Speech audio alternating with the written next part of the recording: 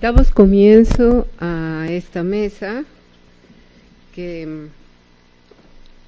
se llama Novelas en Diálogo y que de alguna manera trata de ver como la novela corta también es un lugar donde convergen novelas anteriores, o sea, sí es un lugar como de diálogo, de intersección, desde distintos puntos de vista y con diferentes temas. Nuestros ponentes van a ofrecer sus ideas acerca de piezas en específico.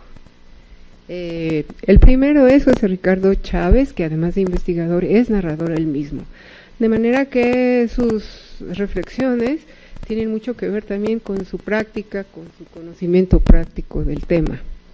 El tema de su ponencia es novela corta y espiritismo entre lo fantástico y lo esotérico.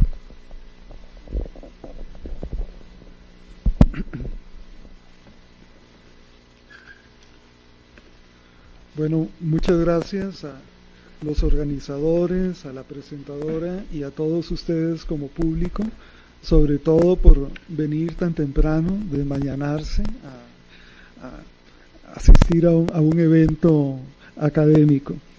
Originalmente yo había pensado que esto iba a ser como más oral.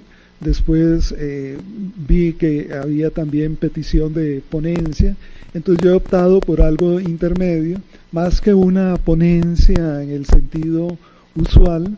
Escribí una serie de notas breves que les voy a leer, pero más bien como una invitación al posterior diálogo entre nosotros.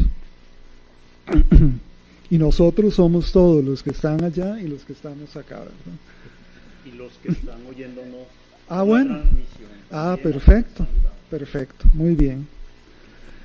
Cuando se revisa la producción de novela corta en las últimas décadas del siglo XIX y las primeras del XX, llama la atención la existencia de una franja particular de escritos a la que el investigador literario usualmente no sabe muy bien cómo aprehender, pues le resulta bastante resbaladiza para los criterios usuales de clasificación, con las categorías de la historia literaria tradicional, de realismo, costumbrismo, modernismo y demás, y no tanto por sus características formales, bastante parecidas a las de los otros textos literarios después de todo, sino más bien por los asuntos tratados y por su ubicación cultural, vinculados a lo que hoy denominamos de manera bastante incierta esoterismo.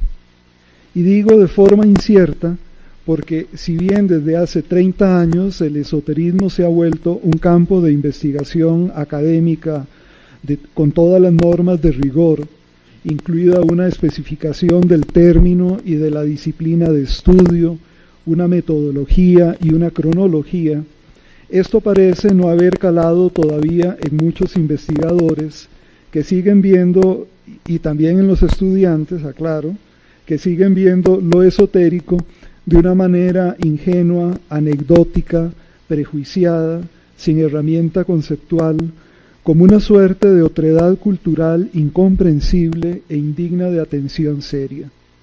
Mientras esta actitud se mantenga, buena parte de la producción literaria de ese período, tanto la canónica como la marginal, seguirá eludiendo una hermenéutica más adecuada. Y es que ese período, que grosso modo va desde los años 70 del siglo XIX a los 20 del siglo XX, fue escenario del desarrollo creciente en la península ibérica, para incluir también a Portugal, y en América Latina, para incluir también a Brasil, de corrientes esotéricas como no había ocurrido antes, cuando los controles religiosos y políticos habían contenido tales avances, con excepción de la masonería. En la medida en que la región se secularizaba, el esoterismo podía ingresar y manifestarse en el medio social, junto con el liberalismo, el positivismo y la ciencia. Es decir, el esoterismo fue parte de la modernidad creciente de la época y no tanto resultado de una crisis o de una confusión de ideas, como algunos proponen, pues, a diferencia de la religión tradicional, no veía como adversarios a la ciencia y al cambio social, sino como sus aliados, sintiéndose parte de la misma ola modernizadora. Las dos corrientes esotéricas más importantes de esta época, fueron el espiritismo, actuante en el mundo hispánico por lo menos desde la década de los 70, con una creciente institucionalización y red de publicaciones, y la teosofía, a partir de la última década del 19. Ambos movimientos eran de corte internacional, aunque se arraigaran en cada país particular y generaran sus propias características, por lo que solían formar parte de vastas redes en diversos países. Esto le da una internacionalidad a este tipo de movimientos. El espiritismo tuvo un carácter más pluriclasista, mientras que la teosofía caló más en los estratos medios y altos, pues suponía una mayor educación para comprender sus propuestas. Los sectores artísticos y literarios no fueron inmunes a su atractivo, todo lo contrario, y muy pronto se volvieron más bien canales para su difusión, sobre todo a partir del modernismo, con figuras emblemáticas como Rubén Darío, Leopoldo Lugones o Amado Nervo, entre muchos otros, que encontraron en el esoterismo una beta ideológica, filosófica, religiosa y temática para sus creaciones literarias y para sus creencias personales. Puede entonces identificarse una nueva producción literaria en el fin del siglo XIX, impregnada en mayor o menor medida de estas ideas esotéricas, al tiempo que se produce también una producción estrictamente esotérica que asume formas literarias, sobre todo el cuento, la poesía y la novela corta. Si bien teóricamente es fácil distinguir entre escritores con ideas esotéricas por un lado y esoteristas con inclinaciones literarias por la otra, la separación práctica no siempre es fácil, pues a veces el escritor es también practicante esotérico, como ocurrió con Lugones o con Pedro Castera. Esto puede ser solo durante un periodo de su vida o bien durante toda su vida. Así, cuando consultamos revistas y publicaciones literarias de la época, suelen aparecer textos de inspiración esotérica sin que nos asombre mucho.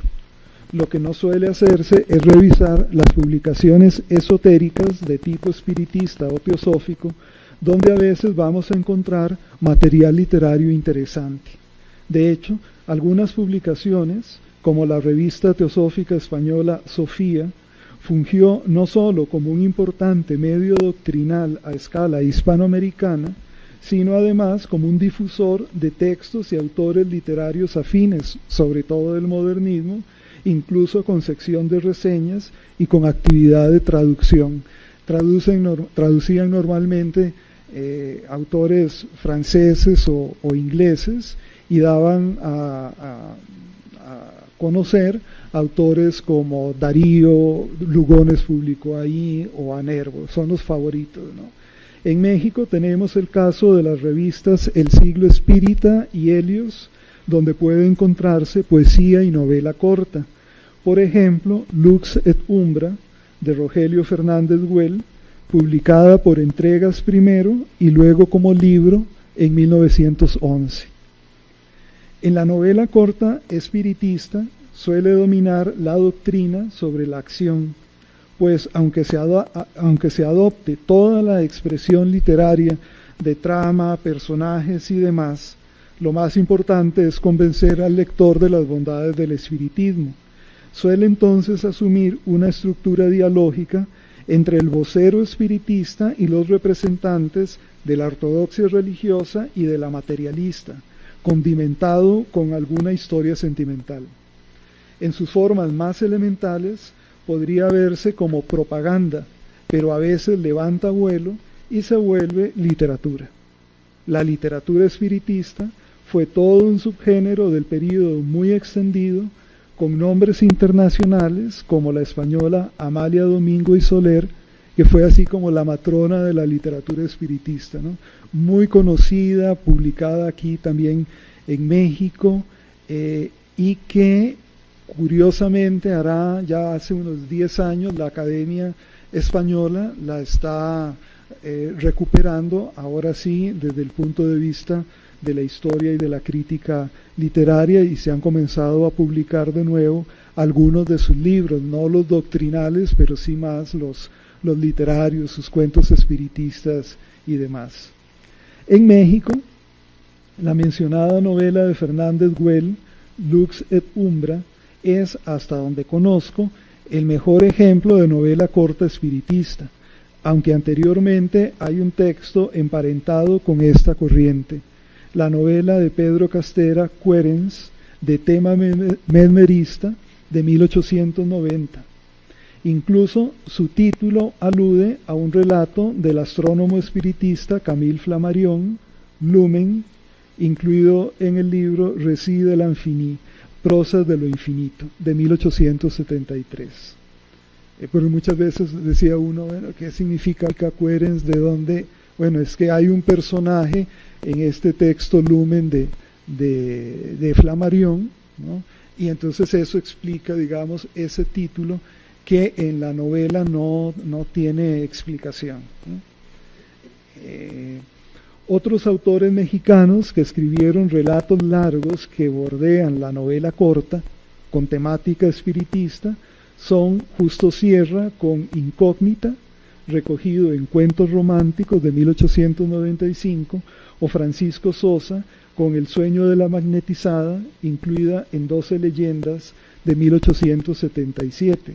Nótese de paso en estos títulos cómo la estructura de la novela corta queda oscurecida con los nombres de cuento o de leyenda, y en este sentido hay que tener cuidado porque muchas novelas cortas están, digamos, subsumidas con estas otras categorías de la clasificación literaria. Más interesante y enriquecedora para la literatura resultó la teosofía, cuyos autores, al tener por lo general una mayor educación, solían generar textos más ricos y matizados, que es lo que ocurre con autores como los ya citados Lugones y Nervo, el peruano Clemente Palma, y los españoles Mario Rosso de Luna y Emilio Carrer. Estos dos últimos generaron novela corta esotérica que incluso fue publicada en colecciones especializadas de novela corta. Así, Rosso de Luna, el más importante y prolífico autor teosófico de España e incluso de todo el mundo hispánico, publicó en la colección La novela corta El caballero de la luz astral en octubre de 1922, La venta del alma, una página del Toledo judío en 1923, y El mal karma de María del Espíritu Santo Moreno en junio de 1924. Y en la colección La novela semanal publicó En suspensión de pagos en diciembre de 1924. Estos son solo algunos títulos de una producción inmensa. Algunos de ellos fueron reunidos en 1929 por el autor bajo el título amplio Del árbol de las Hespérides, Cuentos teosóficos españoles. De nuevo, la estructura de novela corta quedó oculta bajo la categoría del cuento. En España, el otro caso notable y valioso de escritor de novela corta teosofizante, digo teosofizante porque no era teósofo militante, aunque sí muy amigo del medio, fue Emilio Carrer, quien publicó, entre una gran cantidad de títulos, La conversión de Florestan en esa colección de la novela semanal en julio de 1921, Un crimen inverosímil en la colección La novela corta en febrero de 1922, y La casa de la cruz en la novela de hoy en abril de 1924, entre otros títulos de tipo gótico o fantástico. Hoy podemos leer estos textos porque han sido recopilados por la editorial Valdemar en diferentes títulos de Emilio Carrer, ¿no? Y normalmente aparecen como cuentos, sigue la idea de que son cuentos.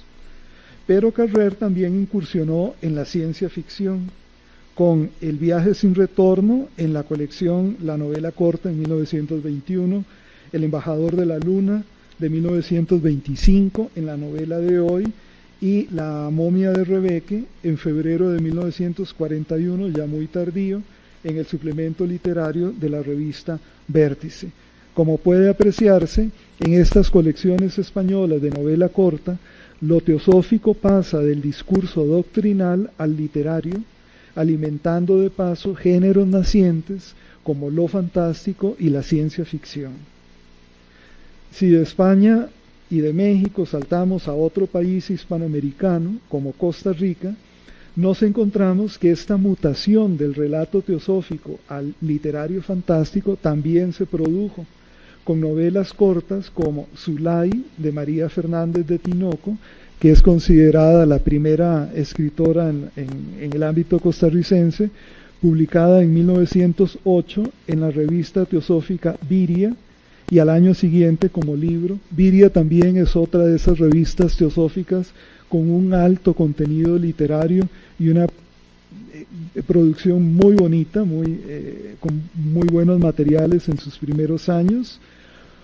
Un vuelo prematuro de Tomás Povedano, también en la revista Viria en 1910, o Atlante de Moisés Vincenzi en 1924, ya como libro.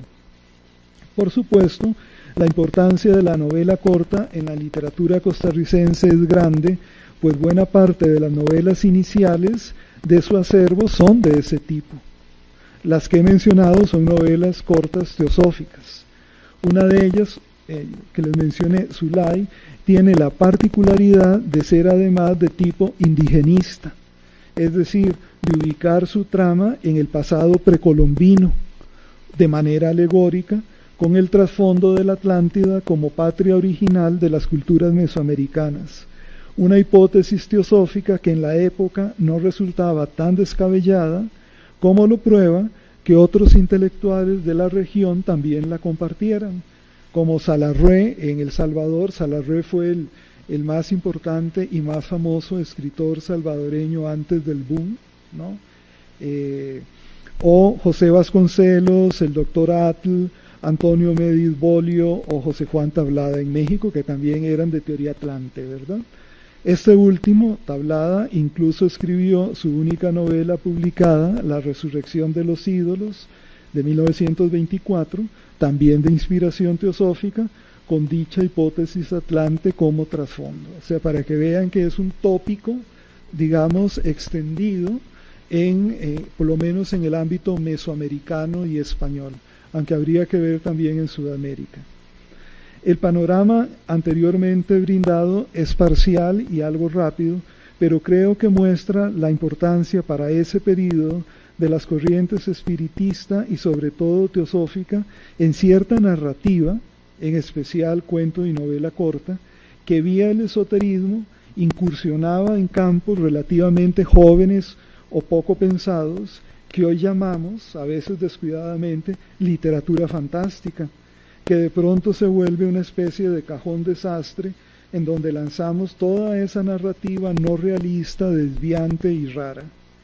Es lo que hace, para el caso español, Lili Litvak en su análisis entre lo fantástico y la ciencia ficción, el cuento espiritista en el siglo XIX, que es de las pocas, hasta hace poco tiempo, digamos, estudiosas que se pusieron a estudiar la producción espiritista en España. Bueno, Lili Litvak dice, cito, una utopía que se desarrolla en esferas celestiales, mesas giratorias, sonámbulos, clarividentes, ectoplasmas, fantasmas que pueden fotografiarse, fluidos magnéticos que permiten la telepatía, corrientes eléctricas que facilitan la comunicación con los muertos, telégrafos espirituales, todo ello explicado por teorías científicas o pseudocientíficas. No podemos menos que admitir que estamos ante un verdadero género de ciencia ficción del siglo XIX. Queda aún por discutir si se trata de literatura fantástica o no. Hasta ahí Lili Litvak.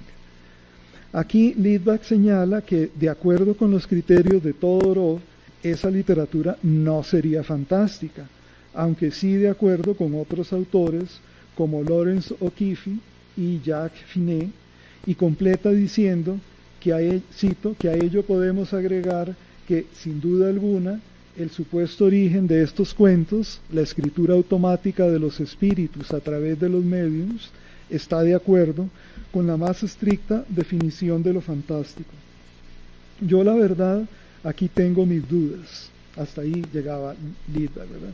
Yo tengo mis dudas en lo que se refiere a esta literatura de mediums, porque habría que distinguir la literatura que era, digamos, para usar el término actual, canalizada, dictada por algún espíritu, que normalmente no alcanza el nivel de literatura y que era realmente muy poca, y lo que sería la literatura de tema espiritista o teosófico, que eso sí era literatura, porque además estaba muy bien escrita, ¿no? Y había una distancia, ¿no?, entre la temática, con la temática propuesta.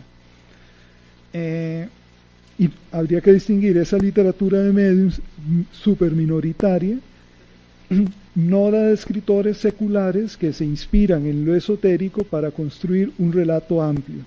Pues entonces, con esa idea de Litvak, varios de los relatos religiosos supuestamente producidos por ángeles o otras criaturas sobrenaturales entrarían en dicha categoría fantástica.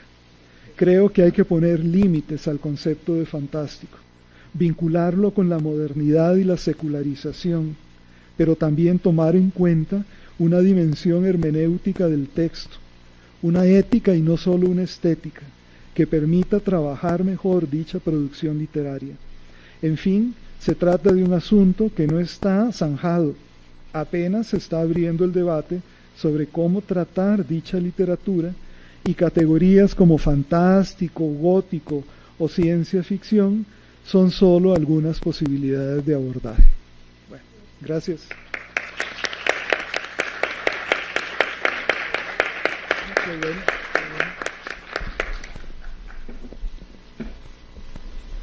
Bueno, seguimos ahora con en este cuarto coloquio internacional de la novela corta en México,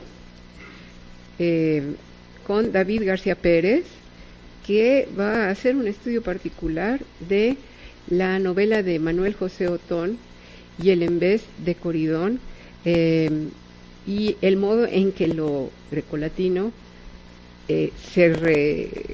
digamos que se renueva, se resigna en la novela de Manuel José Otón.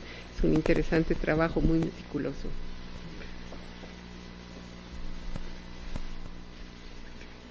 Bien, muchas gracias, Carmen, por la presentación, y antes de empezar con la lectura, pues quiero agradecer a los organizadores de este evento, en especial al doctor Gustavo Jiménez por haberme invitado a participar con esta novela de Otón y pues aprender, porque como le decía hace un momento, si no me hubiera dicho, a ver, te toca esta novela prácticamente, pues no hubiera resultado esto que me parece al menos particularmente interesante. Voy a dar lectura al texto. Manuel José Otón y El Embés de Coridón. Las relaciones complejas de los textos literarios que se suscitan en el marco de la tradición clásica expresan a menudo una peculiar forma de reelaboración de los mitos, a tal punto que prácticamente es posible determinar una secuencia también única para cada propuesta original a partir de sustratos de factura clásica. Si desde la perspectiva comparatista la indagación del diálogo creativo requiere de un trazo prácticamente característico, esto es, dice la doctora Luz Aurora Pimentel, la literatura comparada no designa una metodología específica, sino un modo de estudiar la literatura. En este sentido, se puede sostener que la relación compleja obedece a la naturaleza propia de una tradición literaria que, sin interrupción, teje lazos múltiples que rompen con el esquema tradicional de la recepción del contexto literario A en B. En efecto, a la comprensión general de la literatura comparada en la que se establece una relación de un universo literario dado con otro que se comporta como reelaborador de la materia temática, hay que añadir elementos que no transitan necesariamente en una sola vía, desde el punto de partida al de llegada. Sin duda, hay varios afluentes que desembocan en una lectura creativa: el tema y sus motivos, la forma misma del texto, el lenguaje elegido que lleva consigo significados que determinan y modifican el mito original, entre otros. Siendo esto así, los ecos que se escuchan de los componentes clásicos adquieren novedosos relieves que incluso dan la apariencia de un texto literario ajeno al venero del que se alimenta. Cuando sucede esto último, nos hallamos ante un lector creador que ha sabido interpretar para su tiempo y entorno una nueva creación, relaciones complejas de la tradición literaria. Conocimiento de esta tradición y reelaboración creativa van de la mano cuando el lector se encuentra ante una composición que por su trama y urdimbre es resultado de una relación literaria compleja, y es lo que sucede, a mi parecer, con esta novela de Otón. Pues bien, entre las obras conservadas del potosino, que han sido clasificadas entre romanticismo y modernismo, se halla una novela breve que toma como materia una historia de la lírica pastoril que se remonta a Virgilio, pues el nombre del protagonista, así como los versos citados por el escritor, dan la clave para situar la materia de El pastor Coridón en la segunda de las bucólicas de Virgilio. Sin embargo, como se tratará de exponer, en la novela de Otón hay una serie de relaciones complejas que intervienen en la reelaboración de los personajes, Coridón por un lado, Alexis, Alexa por el otro, y de la elección del género literario, una novela breve que resulta a partir de elementos temáticos de la poesía bucólica y, muy probablemente, de la novela del periodo helenístico. La clave de esta propuesta interpretativa, a partir de la literatura comparada, se encuentra en Don Sixto, personaje que proyecta la resonancia clásica y que en algunos aspectos vehicula la propia voz de Otón, sobre todo en lo que respecta a su formación como latinista. Dice en la novela: decir latines y citar versos de los clásicos paganos, especialmente de Virgilio, era su manía. El tema que servíale de vigornia para machacar a todas horas y en cualquier ocasión, por inoportuna que pareciese. Atrás de Don Sixto, pues está reflejándose sin duda la formación de Otón como clasicista que aprendió latín. Las noticias que encontré, seguramente aprendió latín, y como Don Sixto también en algún momento le interesó aprender griego, pero no llegó, por lo que se ve, muy lejos. En efecto, Don Sixto actúa en dos planos a partir de su conocimiento de la poesía latina. Por una parte, se caracteriza como un pícaro que goza de cierto reconocimiento en su pueblo, Villaurbana, por haber asistido al seminario donde no aprobó ni siquiera un año de filosofía. Sin embargo, por la combinación un tanto estrambótica de pícaro y pseudosabio, cito, era perseguido el exseminarista para obligarle a que hablara, no sin que él cayera en toda clase de chanzas y burlas, más pesadas de lo que fuera menester. Hasta ahí la cita. Por otra parte, como en tierra de ciegos el tuerto es rey, su latinidad era premisa para entender el contexto en el que se movía. De ahí que en tanto personaje vehicular introduce la historia central de la novela, a saber, la tragedia de Odilon, a causa de la liviandad de su mujer, que se ambienta en un espacio bucólico mexicano, al que la tradición clásica de Don Sixto arrastra los elementos de la poesía pastoril virgiliana y por extinción también la de Teócrito. El amor bucólico de los pastores, elemento esencial de esa poesía, es trastocado aquí en una historia cruda de traición amorosa y no exenta de ingredientes satíricos. Se trata en suma del embés de la historia de Coridón de la bucólica segunda de Virgilio, que se revela en dos elementos clave. En primer lugar, cuando Don Sixto cita el sexto verso de dicho poema del mantuano: «Oh crudelis Alexa, mi mea carmina curas», pero trueca el nombre del hermoso joven Alexis, amado y seducido por Coridón en el poema latino, por el nombre de Alexa. Esto es, cambia de sexo al personaje haciendo del hermoso niño, como dice en latín, a una mujer provocativa y coqueta, dice la novela, quien verdaderamente se llamaba Alejandra, pero en el rancho la lamentaban como Aleja. En efecto, en el verso original virgiliano se lee, «O crudelis Alexi nihil mea carmina curas». Hay que observar además que lo que es pregunta en el verso virgiliano, «Oh cruel Alexis, ¿en nada atiendes mis versos?», es decir, ¿no te importa lo que yo te digo?, Otón en su novela formula el sentido del verso como una afirmación, «Oh cruel Aleja, en nada atiendes mis versos», es decir, no te importa lo que yo te digo. Por último, y en este mismo sentido, don Sixto cambia, y esto es lo más obvio por decirlo de alguna manera, don Sixto cambia el nombre del rústico Odilón, esposo de Alexa, por el de Coridón, de ahí el pastor Coridón. Y de este modo queda ya establecida por medio del embés de los personajes una composición compleja a partir de un tópico bucólico latino, pues el pastor Coridón deviene de Erastés, el amante, en el que la belleza idílica es mímesis de Alexis, a un boyero en el que se ceba cruelmente el destino. En efecto, basta el cambio de los nombres para modificar en la novela de Otón toda la historia narrada por Virgilio.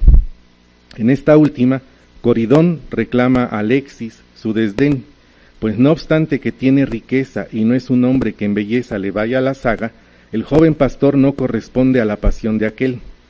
El ambiente pastoril propio de la bucólica grecolatina recrea el deseo amoroso a través de las imágenes de la naturaleza.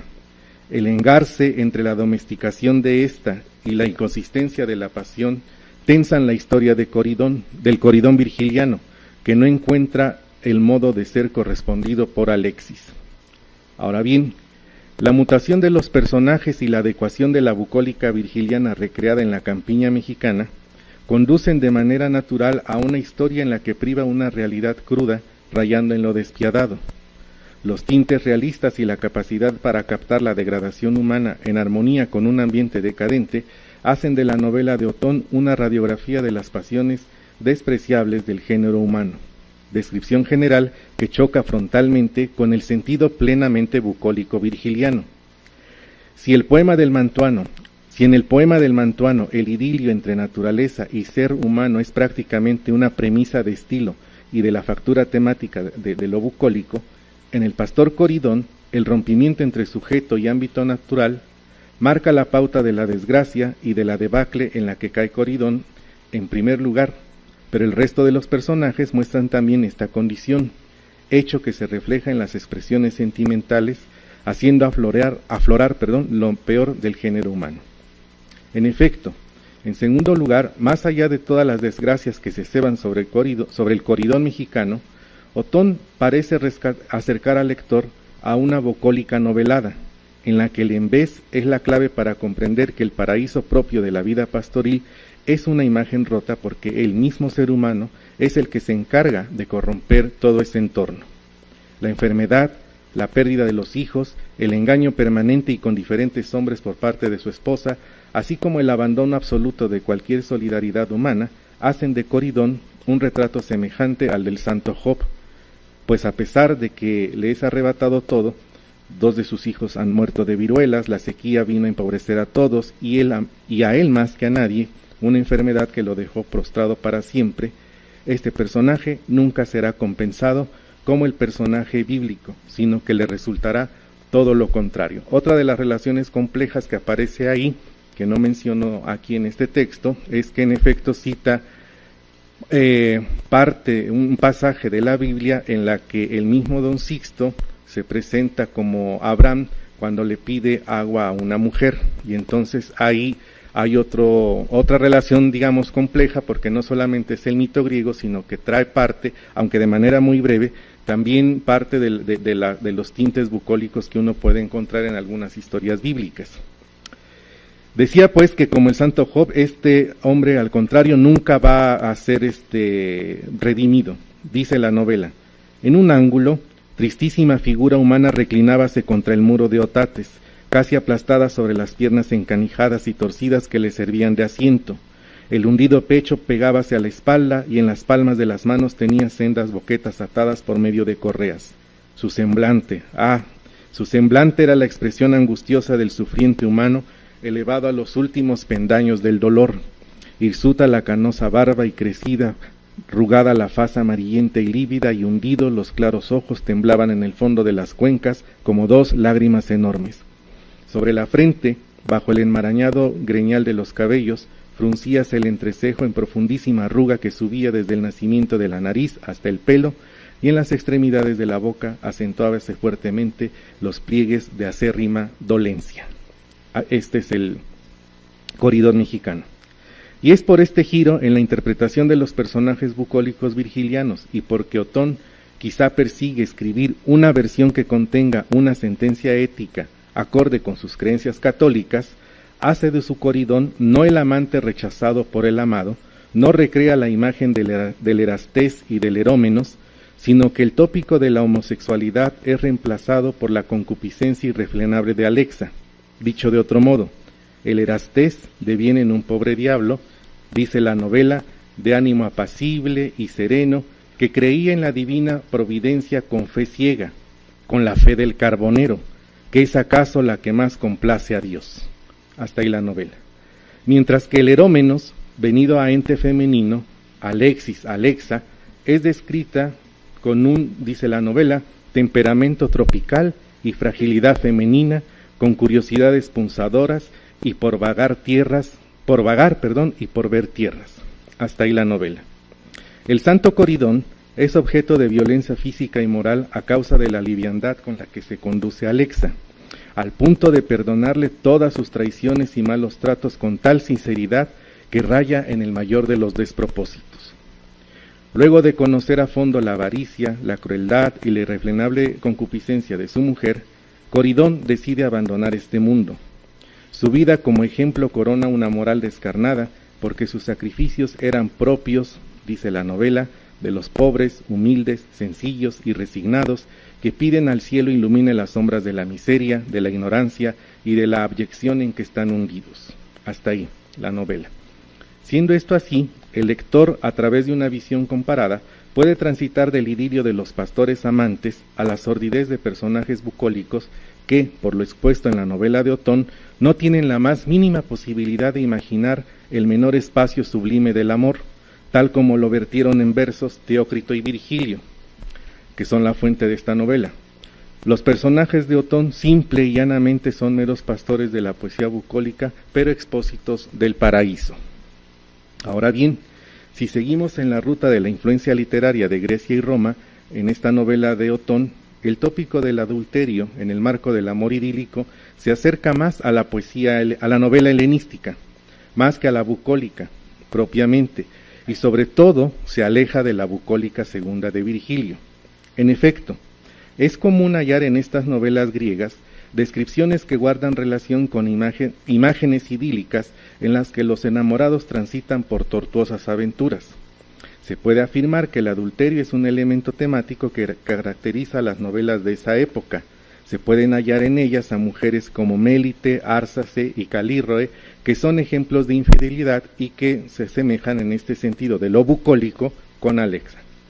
El mismo Virgilio hace decir a Coridón que es tan bello como el mismo Dafnis, el pastor protagonista de la novela del Hongo de Lesbos,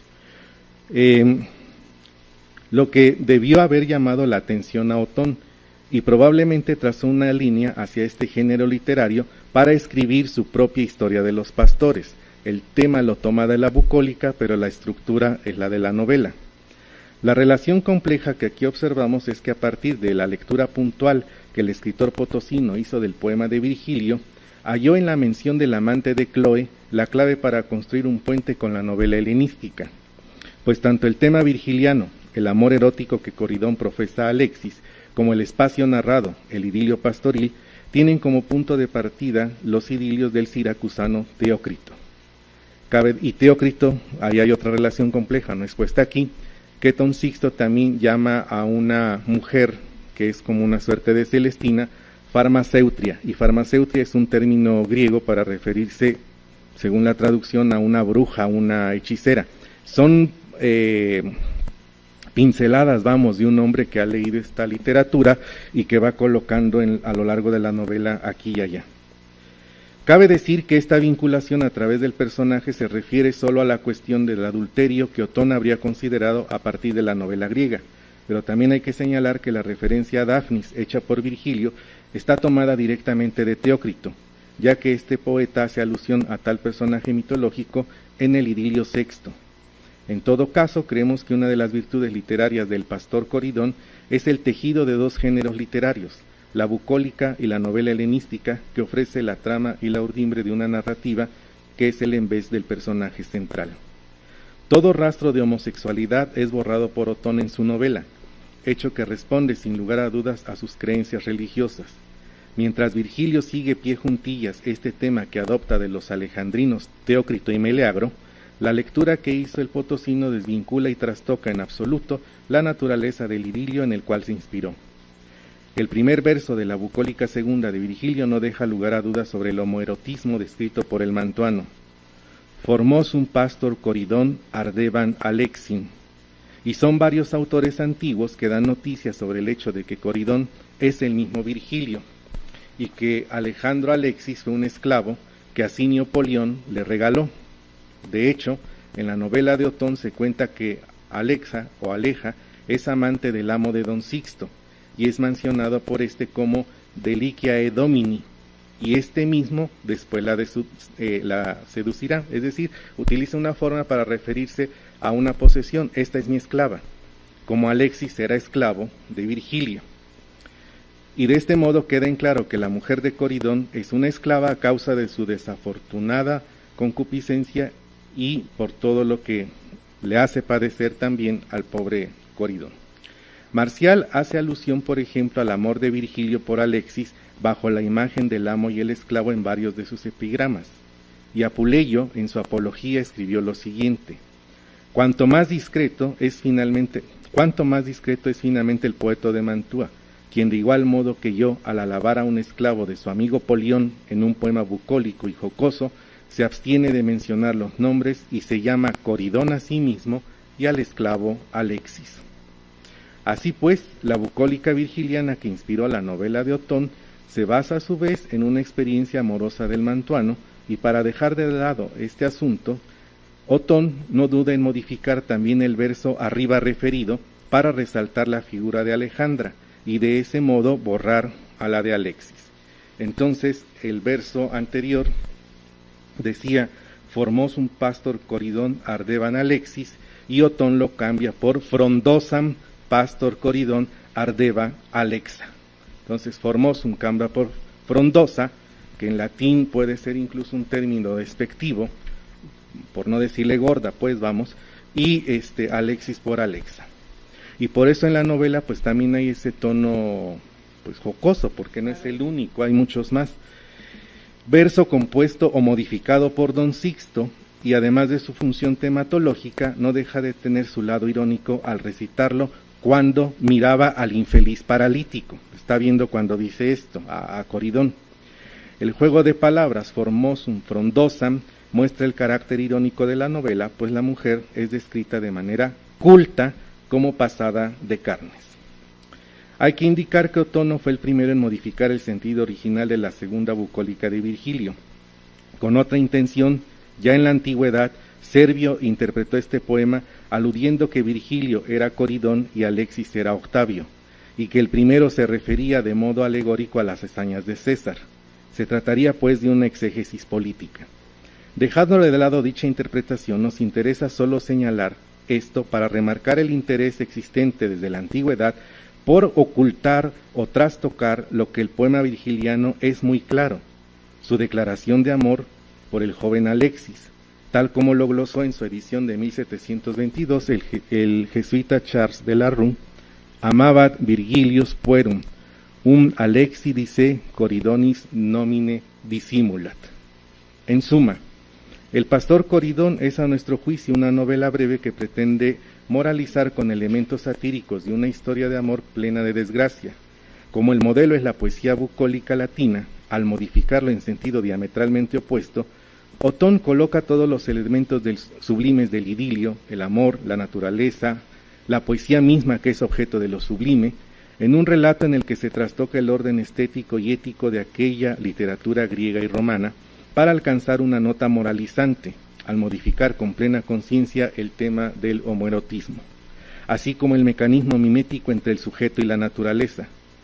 A través de una imitación de imágenes, versos y personajes de la bucólica de Virgilio, el escritor potosino recrea el amor pastoril con tintes y notas de tragedia que se alejan de la fuente original. La clave para llegarse a una lectura desde la tradición clásica están los nombres, las citas de los versos virgilianos y el ambiente de la poesía bucólica en un proceso del embés para hacer de Coridón un boyero virgiliano trasplantado en la sequedad del campo de Villa Urbana, entre paréntesis, San Luis Potosí.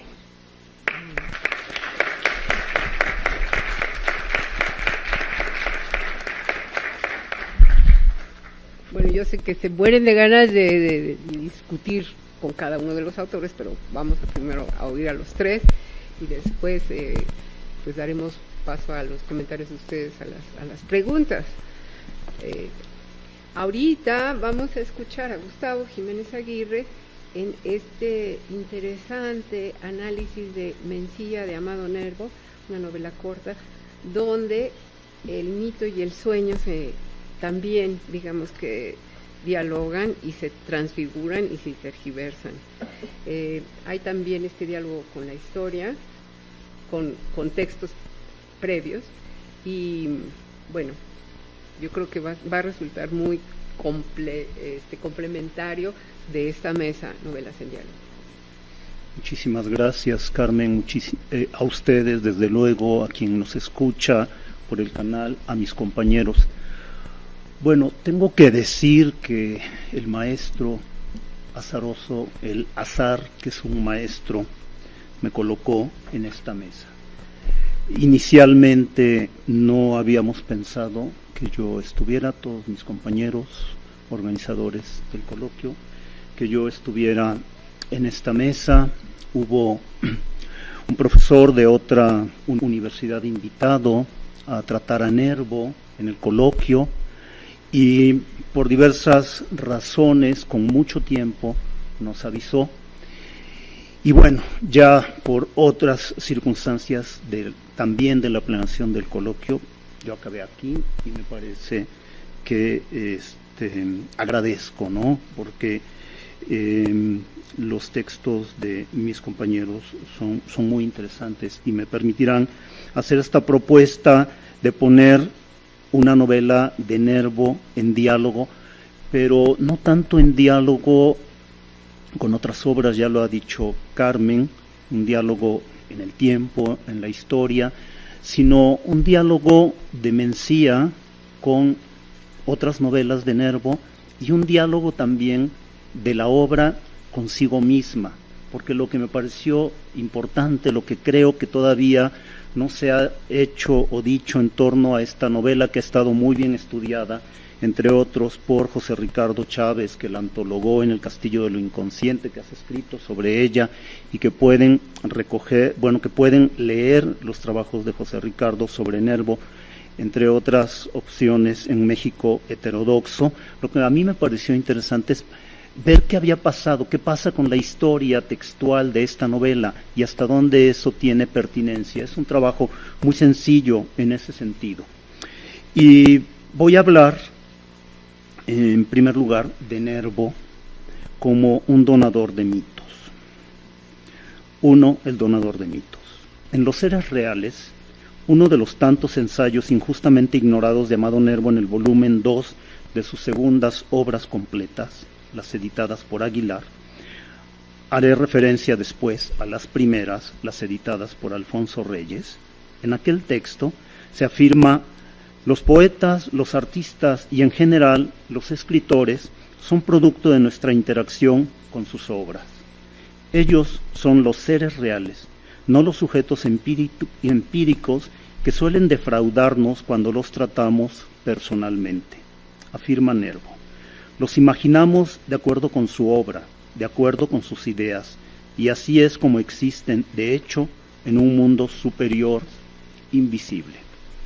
En el ensayo citado y en otro igualmente clarificador sobre el pensamiento mitológico de Nervo, fechado en junio de 1911, La leyenda, encontramos una serie de claves para comprenderlo, incluso como figura arquetípica, donador de mitos en su poesía, en la ficción breve, en su crónica e incluso en calidad de ensayista desde una persistente mirada platónica del mundo y del arte. Nervo distingue entre historia y mitología, sinónimo para él de leyenda, como llama en general a las representaciones o intuiciones comunitarias. En la primera no confía porque los historiadores, decía, agitan muertos y pretenden saber cómo fueron los hombres en un tiempo finito y determinado. En cambio, la leyenda custodia la verdad porque es depositaria del inconsciente colectivo y factor de cohesión social. En su afán erudito y documental, los historiadores no perciben que, cito, los hombres son como la leyenda dicen que son, desde el principio del tiempo, forjador de su identidad colectiva. De manera irada, ataca a eruditos y académicos. Quién sabe cómo nos iría con él si lo tuviéramos aquí en persona, si lo trajéramos por una sesión, porque se llevaba mal con los académicos, en general hasta con los académicos de la lengua, y por alguna cosa ahí inconsciente o azarosa lo propusieron para ser miembro correspondiente en la Academia Mexicana, pero nunca ingresó. De manera irada, ataca a eruditos y académicos, enemigos permanentes de artistas y escritores. Decía, cito, no vengáis a decir un día que no hubo un águila real que devoraba una serpiente en la roca lacustre donde nació nuestra nacionalidad. Los mexicanos necesitamos creer en las águilas reales. Necesitamos que las águilas reales devoren a las serpientes. Hasta aquí la cita. De acuerdo con esta visión del mito, el águila fundacional de la identidad mexicana no es menos real que los héroes legendarios, porque son la representación, el símbolo de una permanente intuición e identidad colectivas. Así, mientras los historiadores capturan provisionalmente espectros, la mitología muestra a los seres invariables y eternos.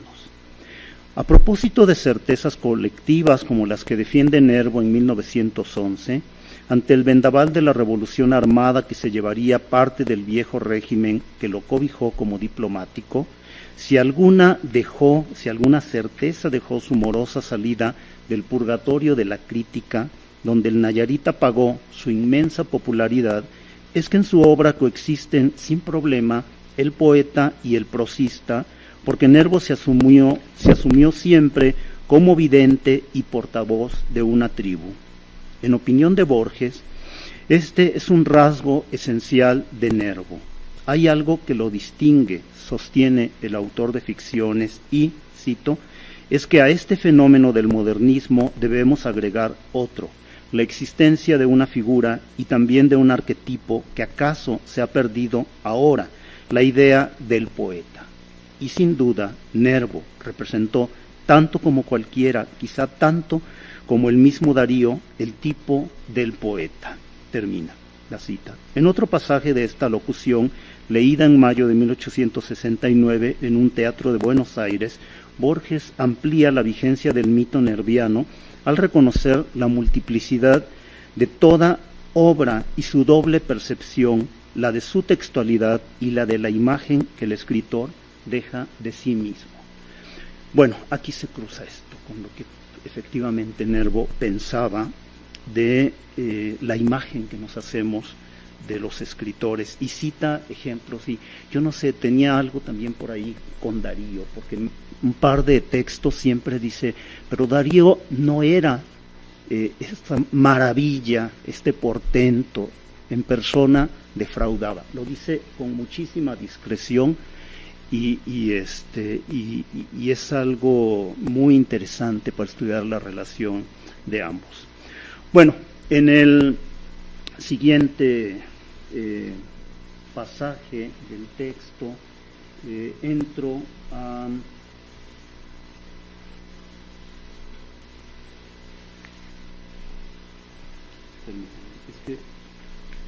voy a tratar, nada más lo dejaré aquí. de poner para ustedes. Jimena, ¿podrás ayudarme si es tan amable? Ah, ya está aquí, perdón. Sí. Aquí está el facsímil de la novela que me ocupa, que originalmente, como verán ustedes, no se llamó Mencía, sino Un sueño.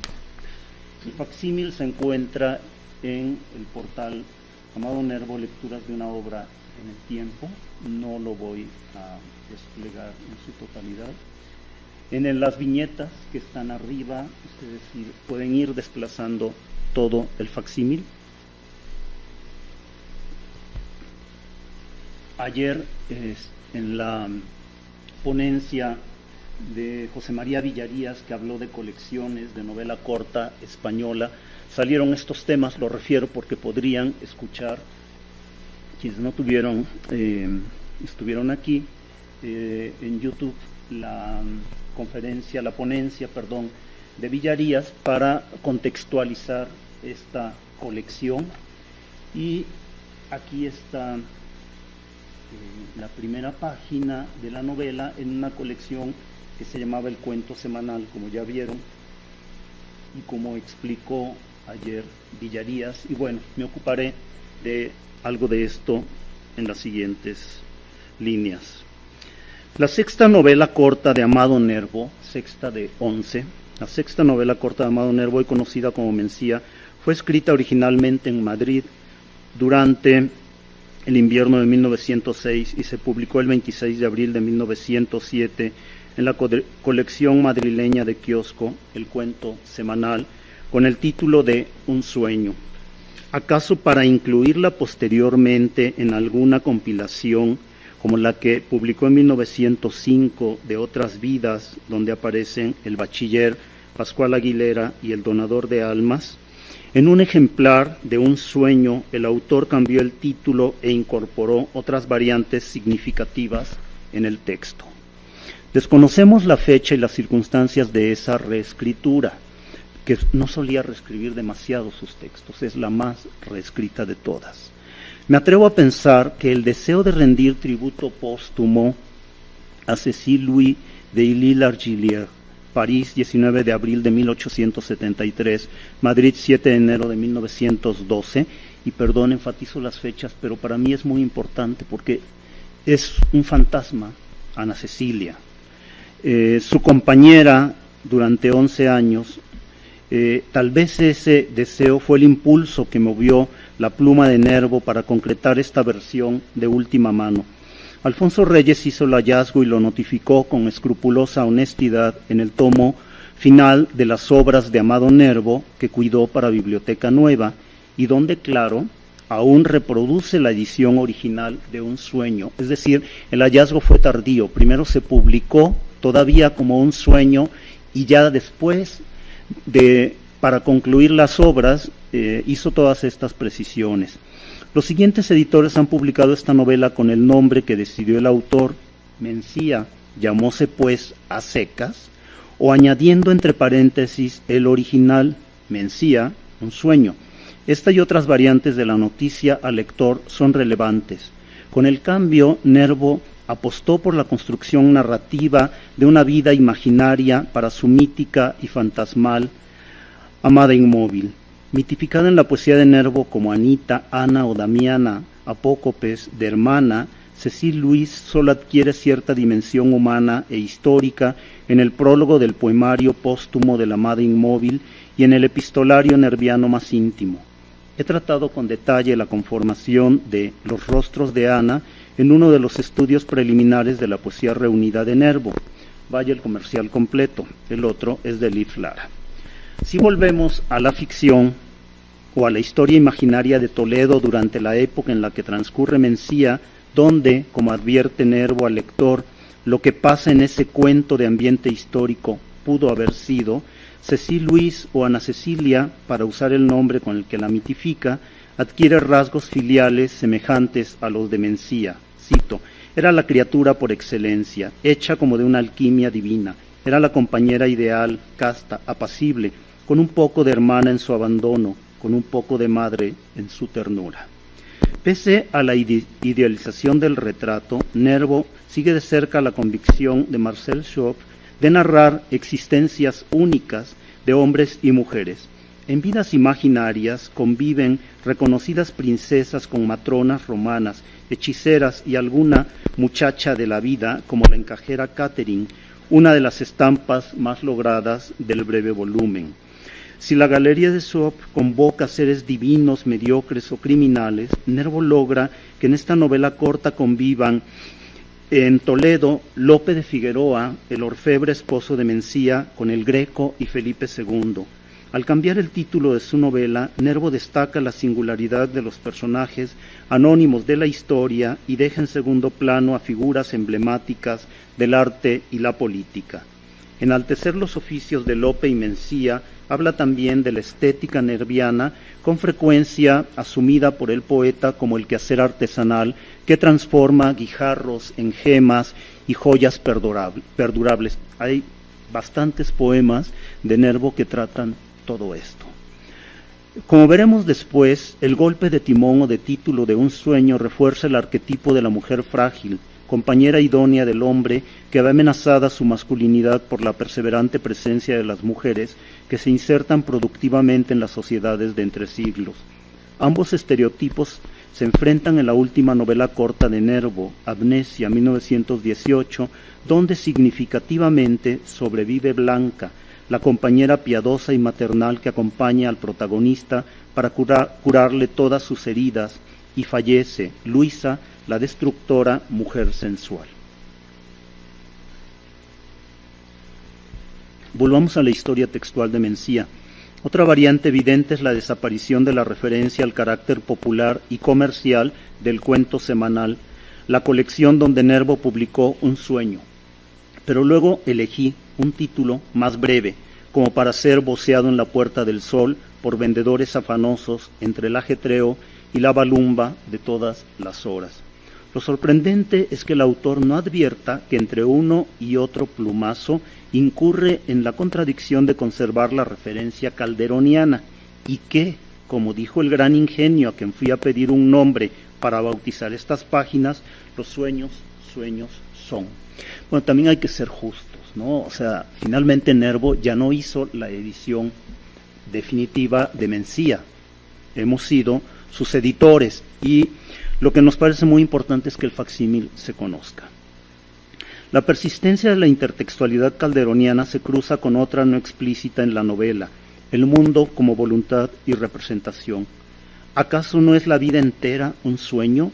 Se pregunta Schopenhauer en el parágrafo 5 y añade, cito, la vida real y los sueños son sendas páginas de un único libro. La presunta diferencia entre ambos estriba en que, cuando consultamos y leemos aquellas hojas ordenadamente, según su paginación, entonces lo llamamos vida real.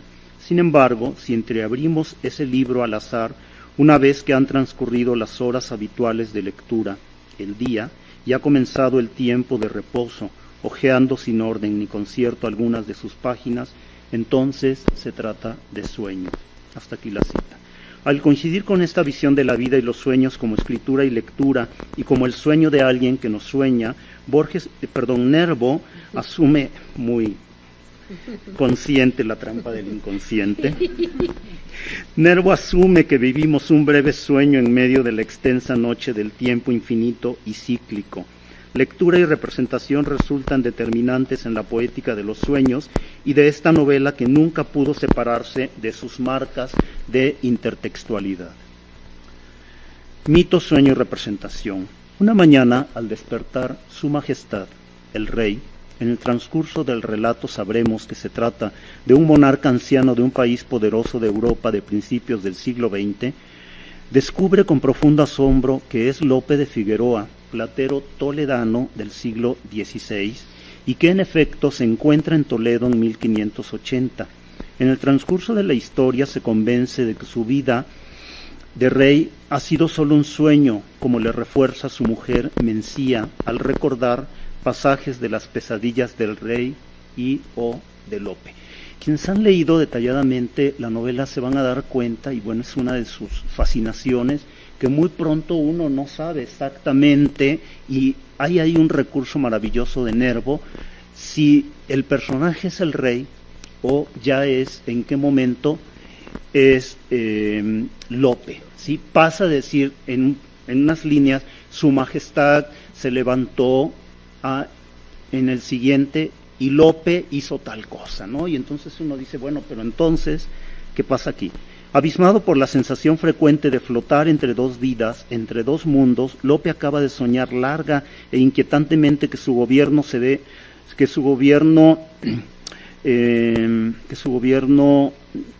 perdón, aquí tengo algún problema, su gobierno del futuro se ve asediado en el futuro por anarquistas y que su otra vida transcurría entre deslumbrantes máquinas de guerra y de transporte. Lope desconoce su espacio cotidiano porque aún cree encontrarse en la recámara palaciega. La realidad es otra. Sentado al borde de su cama, recibe el saludo cordial de una mujer hermosa que lo interroga por su nombre. Lope yo. Pero, ¿quién soy vos, señora? Apenas repuesto de saber que habla con Mencía, su mujer, se pregunta asombrado, ¿quién ha podido traerme aquí? Yo soy el rey. Sin inmutarse, ella recuerda que en sueños él murmuraba andar de casa. Nunca Lope había soñado tanto ni en voz tan alta. Lope, mi Lope querido, ¿te vistes? Y sin más explicaciones, después de este rito de pasaje, donde el héroe es literalmente bautizado, Mencía logra que se asuma como el platero responsable de concluir al día siguiente el encargo de una custodia, y esta es una de las pruebas más importantes que debe realizar Lope. Ella tiene sus propias obligaciones de hábil bordadora y será quien guíe a Lope o al monarca por el camino de las pruebas. Desde el final de la primera secuencia, el despertar del monarca, hasta el anochecer del penúltimo capítulo, el tiempo narrado transcurre linealmente. En 12 horas aproximadamente, Lope y Mencía realizan sus respectivos oficios, reciben la visita de Gaetano, ayudante del Greco, acuerdan con aquel que Lope conozca al pintor del entierro del conde de Orgaz, escena encadenada con una entrevista del Greco con Felipe II en el palacio de este y a la que asiste el platero. Al volver, Lope propone a Mencía recorrer Toledo. Llegan a las afueras. En el atardecer, el cielo era de una incontaminada pureza. Una suave frescura primaveral llegaba de los campos, de las peñas del río. El Tajo corre al fondo del acantilado. El tiempo fluye. Con los ecos de la vida cotidiana y de la historia de Toledo, Lope escucha los rumores de todas las épocas y las voces de todos sus predecesores, juntando en su existencia los hilos de muchas existencias invisibles de ayer, de hoy, de mañana. Entonces asume el carácter atemporal de su existencia y de su relación con Mencía. Cito, desde quién sabe qué hondos recodos misteriosos del pasado venía este amor. Este es el punto de giro culminante de la historia y una marca anticipada del desenlace. En un alto del camino los amantes se besan, luego, ensombrecidos, regresan a la casa donde inicia y concluye la historia de Toledo con el grito de Mencía, que titula el capítulo 8, No te duermas, volveré al segundo despertar de su majestad. Al terminar la advertencia de Mencía, el lector, abismado como Lope o el monarca, ignora dónde se encuentra. Apenas se repone de la primera escena sin saber con certeza si abre los ojos el monarca o el platero, cuando el narrador heterodiegético refuerza su estupefacción al interrumpir la historia con una pregunta. ¿Sería dado al que esto escribe expresar la sensación de costumbre, de familiaridad, de hábito que iba rápidamente invadiendo el alma de Lope? ¿Quién formula esta acotación? ¿El autor implícito o el narrador? Como ocurre en otras de sus novelas, Nervo apuesta por la ambigüedad de sus paratextos. En Mencía lleva el desconcierto de las primeras páginas al máximo para intensificar el efecto del acontecimiento inusitado que estructura la novela. ¿Quién despierta aquella mañana de 1580? ¿Lope para reanudar su cotidianidad de orfebre o el monarca en alguna de sus otras vidas? Para Mencía es Lope, pero el narrador la contradice sin inmutarse. Su majestad, o mejor dicho, Lope, estupefacta, quiso balbucir algo y no pudo, y quedóse mirando sin contestar aquella aparición. Lope, murmuró su majestad, Lope, yo. La calculada vacilación del yo escritural tiene otros usos y funciones discursivas en la novela. En la versión corregida, esto lo resumo, en la versión corregida, Nervo introduce notas a pie sobre los personajes históricos. Esto es algo muy interesante que está también reforzando los distintos niveles de lectura de la novela. Y también va a reforzar la idea de que Toledo es una ciudad muerta, es una ciudad que pronto se va a ir consumiendo ante el traslado que hacen de la corte a Madrid y de qué manera esto va a provocar la muerte de la ciudad, y aquí entronca con la temática de las ciudades muertas en el fin de siglo, en el arte, y llega pues a una de las maravillosas novelas cortas del siglo XX, que es Muerte en Venecia, que se escribe bastante más cerca de Mencía o de un sueño de lo que sabemos o de lo que nos hemos percatado. Las marcas de inicio y fin de la historia de Lope y o del monarca son similares. Cuando su majestad abrió los ojos, cuando su majestad despertó, era ya muy tarde. Esta reiteración del incipit sugiere la existencia de una estructura paralela en la novela, la historia de Lope y la de su majestad. Pese a la condensación narrativa propia del género, en el que Nervo inscribe muy conscientemente a Mencía, considero que la fusión de ambas personalidades en el transcurso de la diégesis permite apreciar una sola historia con un desenlace que intensifica el acontecimiento inusitado de la novela. En contraste, interpreto la intensidad sostenida de dicho recurso como la escenificación de una pesadilla colectiva, la de los escasos personajes de la novela y la nuestra, sus espectadores.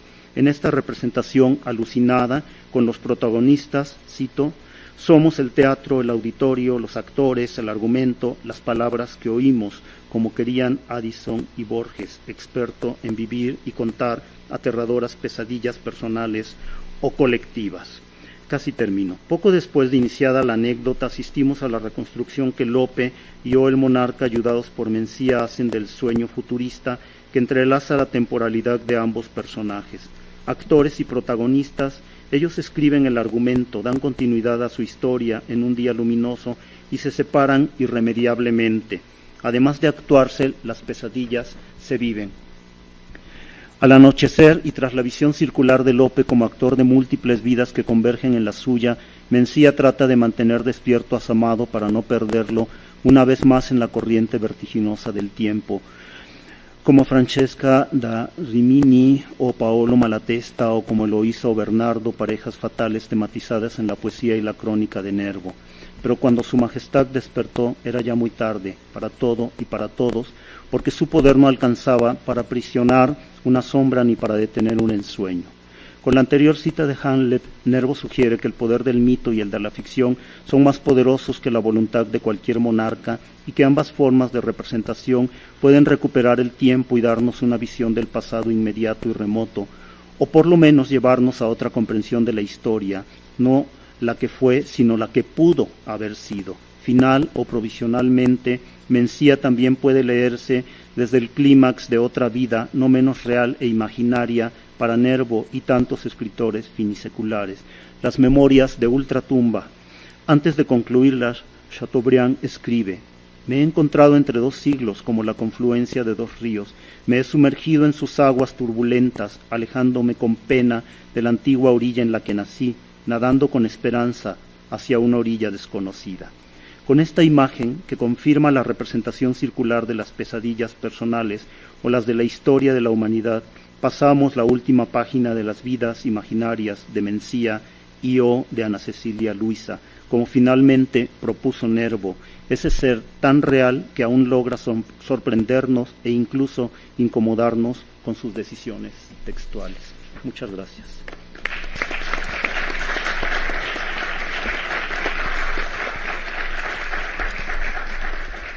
Habiendo leído estas ponencias y escuchándolas, quería yo hacer algunas síntesis y preguntarle a cada uno antes que ustedes. Al parecer, el problema de si es cuento fantástico o novela corta, ¿no?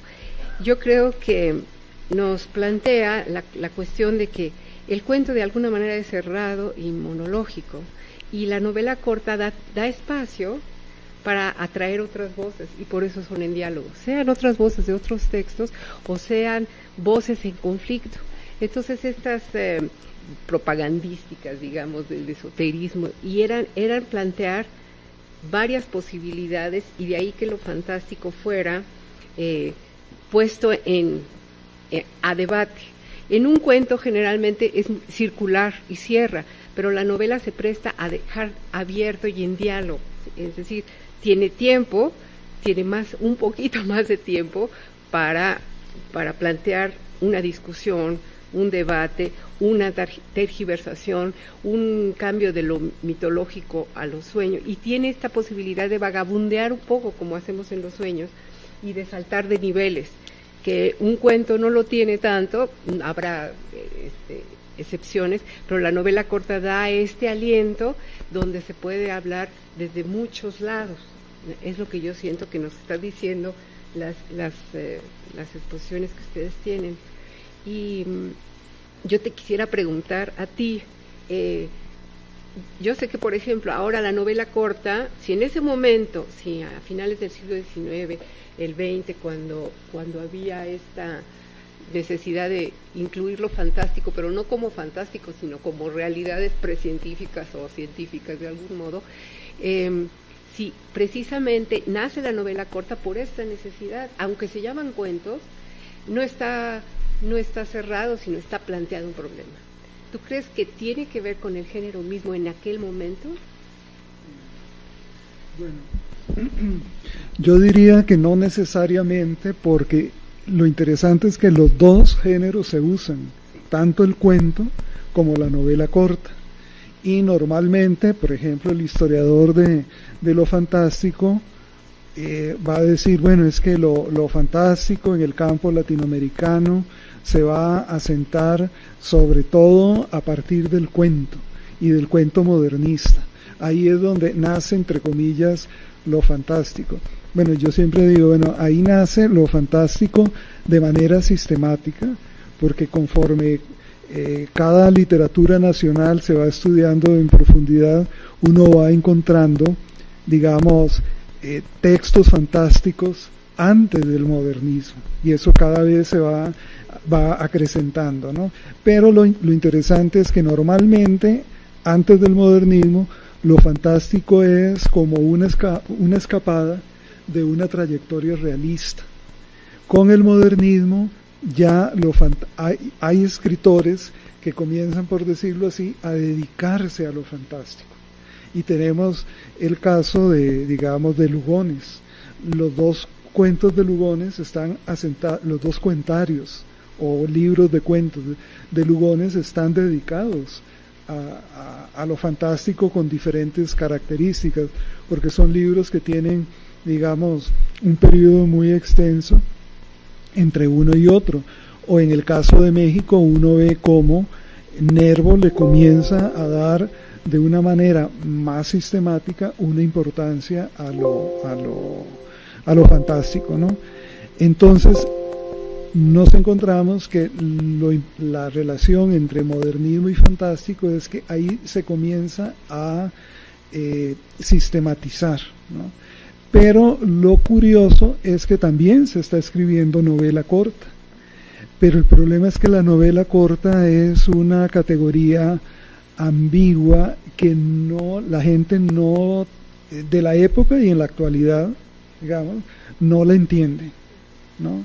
Porque la ve como un cuento largo o como una novela abreviada, pero no como una estructura específica distinta de la novela y distinta del cuento, ¿no? Y por eso es que mencionaba cómo lo que hoy retrospectivamente nosotros llamamos novela corta, y que sin embargo había una cierta visibilidad porque había colecciones específicas de novela corta, ¿no?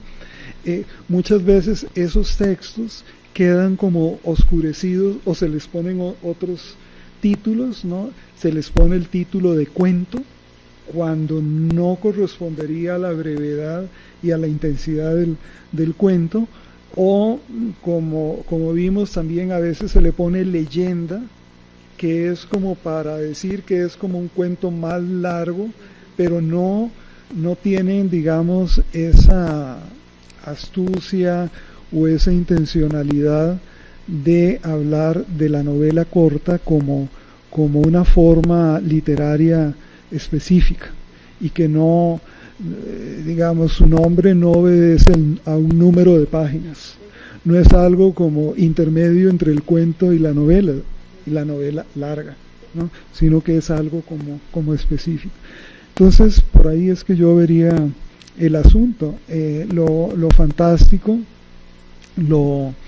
se alimenta de lo esotérico y se va a expresar tanto en el cuento como en la novela corta. Hemos puesto hasta ahora mucha atención digamos, al cuento, y está bien, pero bueno, ahora con este boom y con, digamos, esta atención que se le está dando a la novela corta, es también la posibilidad de recuperar muchos de estos otros textos, ¿no? Y bueno, pues qué bueno, porque nos vamos a asombrar de la diversidad literaria que tenemos en nuestra lengua. Lo que parece ser un hecho es que entre el 19 y el 20, poetas que escriben narración escriben novela corta, ¿no? Entonces, de alguna manera, es como digamos, el modo narrativo que adquiere un poeta, porque puede manejar el lenguaje y porque puede manejar esta dimensión mitológica y poética y simbólica, ¿no? Yo creo que también tiene mucho que ver con el simbolismo. Y ahora yo diría que, a diferencia de la novela contemporánea de hoy, que puede ser fantástica o no, la novela corta contemporánea de hoy, el problema es la elipsis, que ya se escribieron las grandes novelas de los grandes escenarios y ya todos los leímos, entonces no es necesario explayarse tanto para crear todo un mundo, ¿no? A menos de que sea un mundo nuevo. Y entonces se va uno directo a eso, pero digamos yo creo que la novela corta de antes y la novela corta de ahora sí tienen características esenciales distintas, ¿no? Y que en ese momento sirvieron como para vehicular lo inconsciente con lo consciente, ¿no? Aunque en el cuento está quizás muy destilado, en la novela corta se podía explayar, se podía hacer consciente lo inconsciente y se podían dejar otras voces. Por eso la voz de Virgilio podía estar en la novela de Otón, aunque la tergiversara completamente, ¿no? ¿Tú sientes que la novela de Otón aporta, digamos, a la comprensión del texto de Virgilio? Es decir, a su vigencia actual, a su nueva comprensión, o es simplemente, digamos, una utilización muy libre de figuras, de palabras, y entonces él, digamos, que se toma prestado de Virgilio para hacer su propia historia? Son dos cosas. La novela, vamos lo voy a poner así: si uno uno lee la novela sin detenerse y ver si atrás de tal o cual, incluso una sola palabra, hay toda una tradición, si uno lo lee, no sé cómo decirlo, de manera ciega de esa tradición clásica, la novela es de una factura, de una estructura, de un estilo muy cuidado, muy depurado. Es una novela bien corta, breve, bien estructurada, incluso acotando por pequeños capítulos, como si fueran aquellos grandes de una novela extensa. Me parece que un lector que se acerca a esta novela sin tener en cuenta la tradición, lee los versos, es más, tan a ciegas no sabrá que eso es un verso, creerá que es una mera línea, que no es un hexámetro, por ejemplo, ni le importa qué es el hexámetro, ni lo va a escanciar ni nada, lo lee y tendrá una lectura a partir, pues, de una comprensión literaria directa, diremos, sin esa tradición. Si nos vamos a la otra cuestión, la de la tradición clásica, aparece otra cauda de elementos. Hay una ironía tal del autor, cuando tiene una vena católica, pero se está burlando, está haciendo ironía de un mismo pasaje bíblico, está haciendo ironía de lo que dice Virgilio, en fin. ¿Para quién van esos guiños? Van para un lector culto, ¿sí? Y en ese sentido, pues, esta novela, leída desde esa perspectiva, pues, se adscribe o la colocamos dentro de esa tradición clásica. Y en ese sentido también es como diálogo entre distintos niveles, de distintas expresiones. Por supuesto, y ese es otro valor de la novela. Es decir, si nosotros no leemos esos elementos que vienen de la bucólica griega, que hereda la bucólica latina, de la novela helenística, y que él rehace ahora que hablaban del género, ¿no? de la forma, que él es poeta, y entonces eso se trasluce también en su prosa, pero no solo, sino que como de una bucólica, como de versos latinos, a través, pasando por ahí, porque él lo ve, seguramente esto, bueno, no sé, quizá Gustavo nos puede orientar más, él sí, para mí es claro, solamente con leer la novela, que sí él hace ese cruce entre novela de época helenística y la bucólica latina, sí hace ese cruce, porque está tomando la ambientación, está tomando los personajes, está con las figuras que traza en su prosa, haciendo también guiños para que uno vaya a ver con un nombre, una imagen, qué está pasando en esa novela y cómo él, a través de ese puente que hace con la bucólica, nos da como resultado esta breve novela. Como metanarración, ¿no? Sí, sí. Y yo te quería preguntar a ti un poco, si quieres, apelando a lo que han dicho los demás. Sí, claro. Sí, ¿por qué tú crees que Amado Nervo tuvo que recurrir a esta forma? ¿Por qué recurrió a escribir narrativa si ya, digamos, el mito, la obsesión, la figura había sido expresada en su poesía? ¿Qué le lleva a recurrir al relato? Tenía una gran vocación y talento de narrador.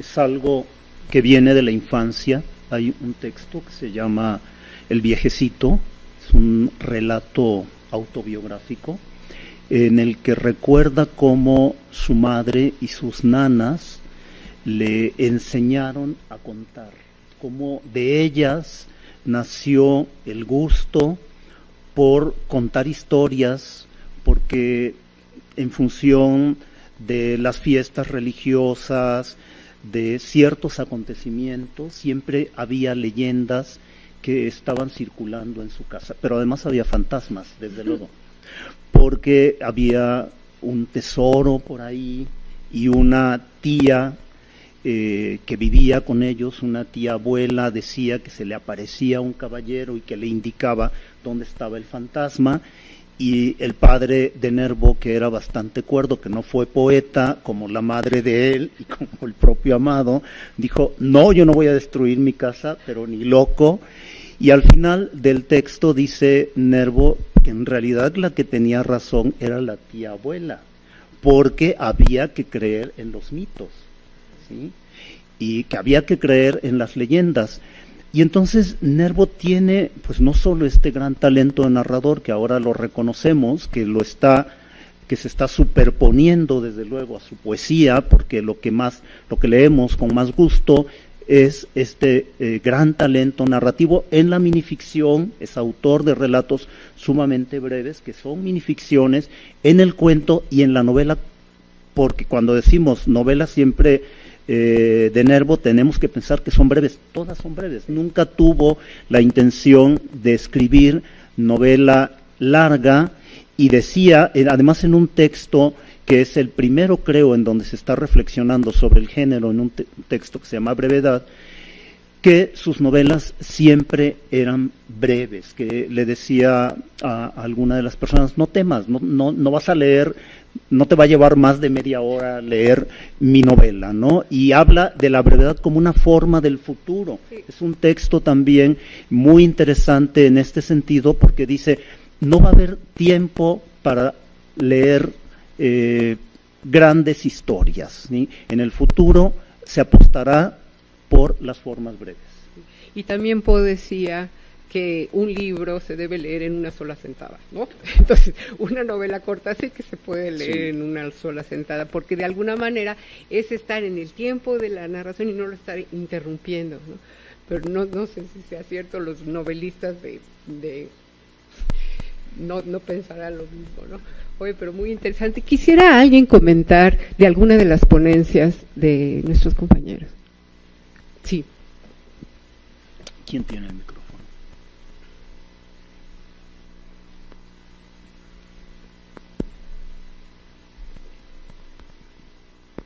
Sí, tengo una pregunta para José Ricardo Chávez, pero antes un episodio de la historia literaria brasileña del que me acordé mientras te escuchaba, que se publica en 1932 una antología de poemas de poetas brasileños del siglo XIX, de su producción después de su muerte, ¿no?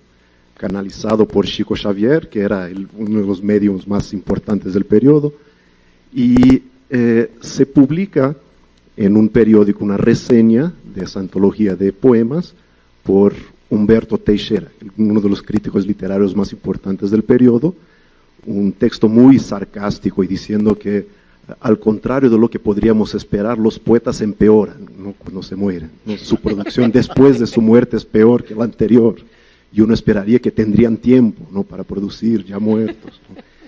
Y hay una segunda edición de esa antología, que se publica algunos años después, ya muerto el crítico, y el prefacio de la antología es escrito por él, ya muerto, ¿no?, canalizado por Chico Xavier y diciendo, tenía razón, no como yo estaba equivocado, ¿no?, y ahora que estoy aquí, ¿no?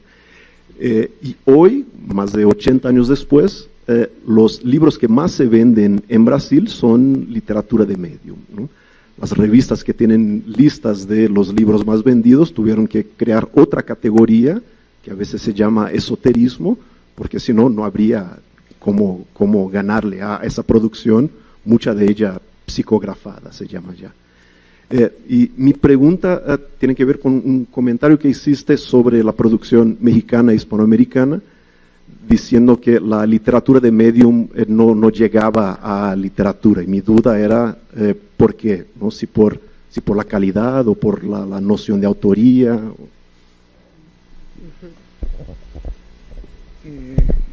Bueno, aquí también tenemos la experiencia de autores que una vez muertos también vuelven a escribir. El caso de Nervo, aquí yo he consultado porque hay un ejemplar en el fondo de la Biblioteca Nacional, un libro que Nervo escribió ya muerto y que fue canalizado, y donde podemos encontrar la misma decadencia literaria de Nervo, ¿no? Porque ese libro, pues por supuesto no alcanza el nivel literario de lo que Nervo escribía en vida.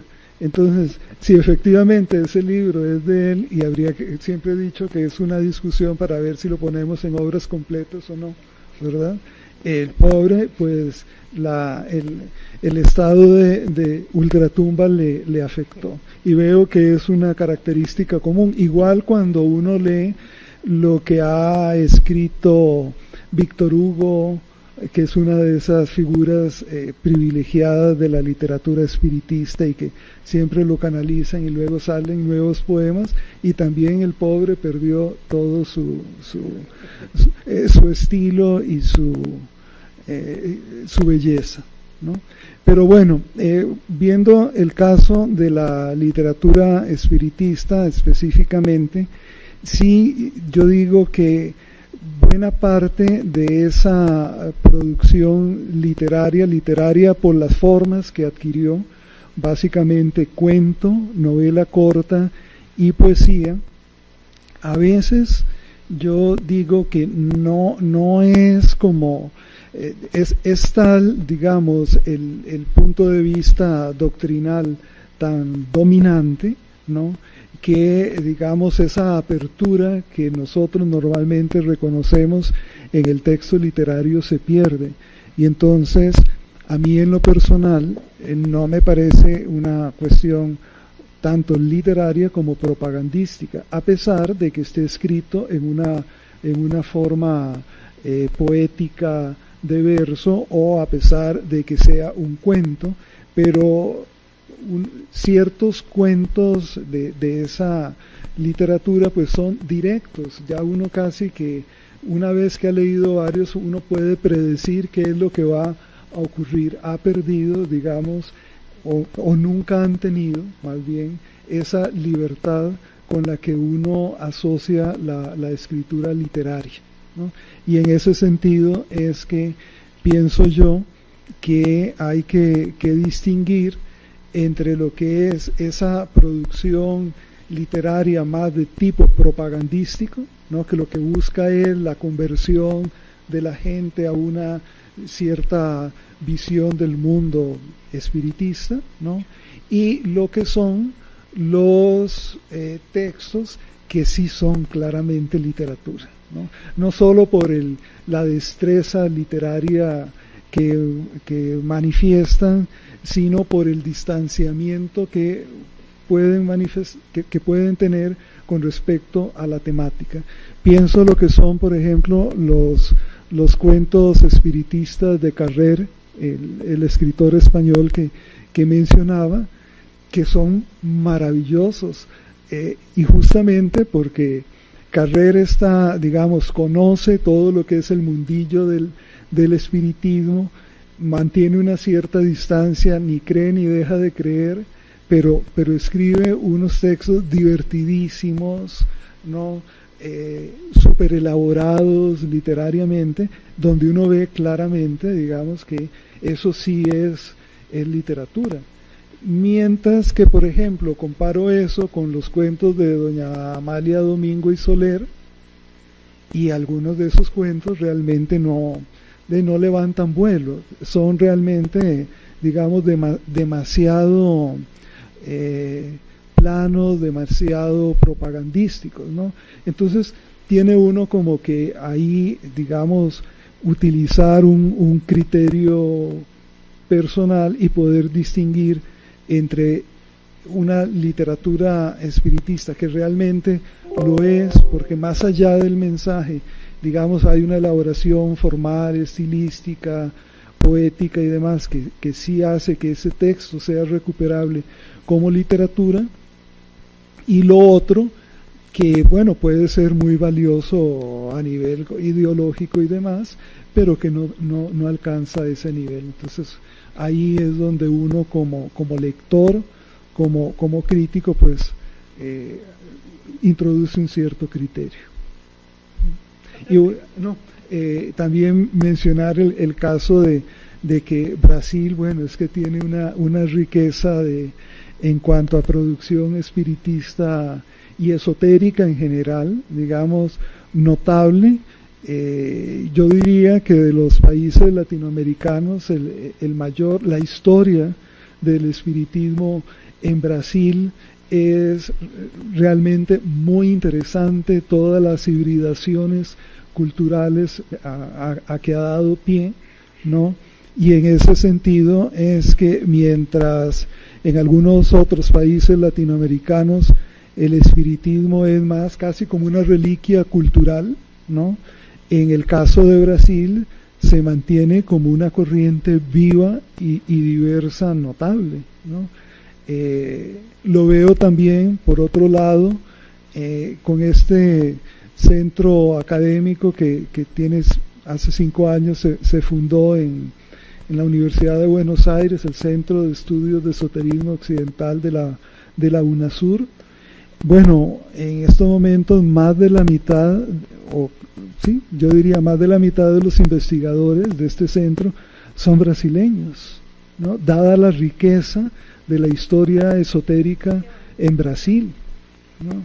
Entonces, bueno, eso yo creo que es un indicador de esa enorme producción que hay ahí, ¿verdad? Y que por suerte hay mucha gente tratando de recuperarla y de estudiarla.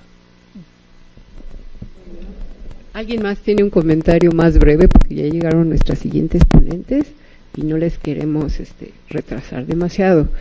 Pero quizás hay alguien que tiene una pregunta que le angustia. Bueno, doy muchas gracias a los ponentes, estuvo muy interesante, y a todo lo que dan pie respecto de la reflexión sobre la novela corta. Gracias. Muchas gracias.